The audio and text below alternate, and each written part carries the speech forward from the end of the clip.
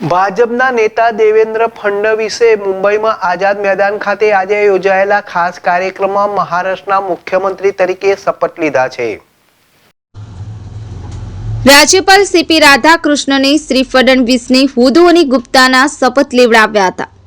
શિવસેનાના વડા એકનાથ શિંદે અને એનસીપીના વડા અજીત પવારે પણ મહારાષ્ટ્રના નાયબ મુખ્યમંત્રી તરીકે શપથ લીધા હતા। શ્રી ફડણવીસે મહારાષ્ટ્રમાં મુખ્યમંત્રી તરીકે ત્રીજી વખત જ્યારે શ્રી અજીત પવારે નાયબ મુખ્યમંત્રી તરીકે છઠ્ઠી વખત શપથ લીધા છે। મહારાષ્ટ્ર મંત્રીમંડળના નવા મંત્રીઓનો શપથવિધિ આવતા અઠવાડિયે યોજાય તેવી સંભાવના છે। આ પ્રસંગે પ્રધાનમંત્રી નરેન્દ્ર મોદી તેમજ કેન્દ્રીય ગૃહમંત્રી અમિત શાહ, ભાજપના રાષ્ટ્રીય અધ્યક્ષ જેપી નડ્ડા, કેન્દ્રીય મંત્રીમંડળના સભ્યો અને એનડીએના શાસન હેઠળના રાજ્યોના મુખ્યમંત્રી અને નાયબ મુખ્યમંત્રીઓ સહિત અન્ય મહાનુભાવો ઉપસ્થિત રહ્યા હતા। ZSTV ન્યૂઝ રમેશ સત્યની સાથે।